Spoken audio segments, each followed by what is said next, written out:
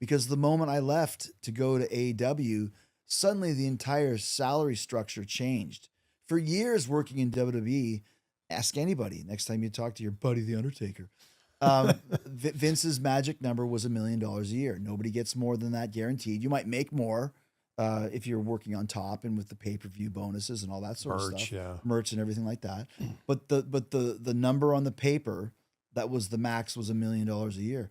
Now opening match guys are getting $1 million a year, and top guys are getting 30, $40 million a year. I mean, 40 million. You'd be surprised. What? You'd be surprised. I am surprised. Yes, not all of them, but a few. 15 million, 20 million. So that's never. I don't think that ever would have happened had there not been AEW to scare the WWE into paying people more. Welcome back, guys, to the Tea Drop, where we don't do soft takes. We don't do company propaganda. And we definitely don't ignore how the money really moves behind the scenes. At least, allegedly.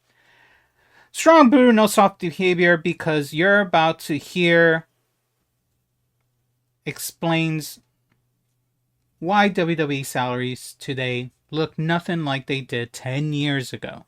There was a time when WWE had a hard salary ceiling. Didn't matter who you were, didn't matter how over you were. $1 million guaranteed. And that was it. Fast forward to today, and what you can see behind me, an opening match guy, as Chris Jericho said, are making that. The opening guys. Top stars, we're talking 15, 20, even $30 million a year. That didn't happen by accident, obviously. It happened because WWE was forced to compete again.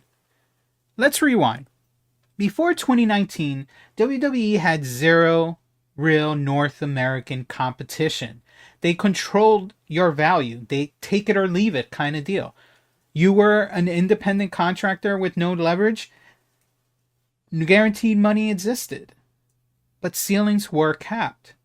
If WWE didn't see you as the guy, your pay stalled. Period. Ask anyone from that era. Ask The Undertaker, as Chris Jericho would say. That $1 million magic number was real, according to Chris Jericho. Then 2019 happened, and All Elite Wrestling launched. This wasn't storyline competition. This became eventually contract warfare between the two companies. AEW had a billionaire backing national TV on TNT, and most importantly, a willingness to pay for leverage. Tony Khan would do anything, and he did. Good for him. He did what he needed to do to make the competition start. That's the moment the market broke for all of these wrestlers. WWE raised offers overnight. Contracts suddenly had higher downside guarantees. 5-year deals became normal for these companies. And WWE started offering do-nothing money. Maybe AEW did it more, but WWE started doing it as well. Literally paying talent just to keep them away from AEW. And AEW started doing the same. This is where pay inflation really began. Let's talk about the hoarding era. WWE didn't just compete, they stockpiled. They re-signed wrestlers they weren't even using. Mid-card talent jumped from about, based on what I saw online, $300K to $700K to over $1 million. Upper mid-card guys went from $750K to $2 to $3 million. Top stars suddenly had leverage for $5, $10 million deals. There were wrestlers getting paid more to sit at home than to work schedules. That never happened in the pre-AEW era, before AEW was a thing. AEW did force WWE to realize something uncomfortable. Fans follow wrestlers, and sometimes not the logos. Losing a mid-carder today means losing a future main eventer tomorrow. So WWE stopped just rewarding talent and started paying to retain them, which is it's just weird, but it is what it is. Contracts became sports franchise style. Wrestlers became TV assets, not just performers. Then came the release wave between 2021 through 2023, and a lot of fans got it wrong.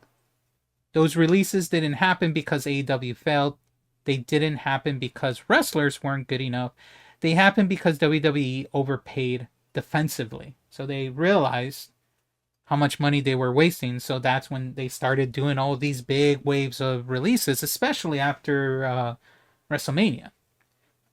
So it's become a norm to see after WrestleMania or around that time when people get released.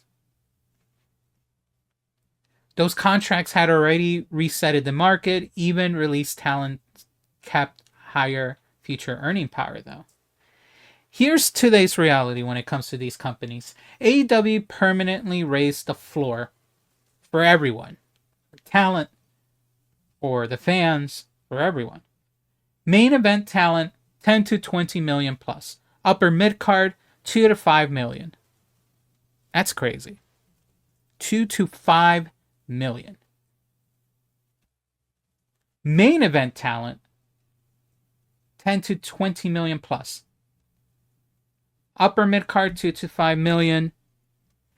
Even developmental money doubled.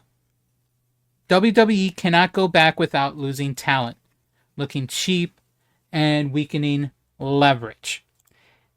Here's the biggest myth fans believe. AEW only helped a few guys.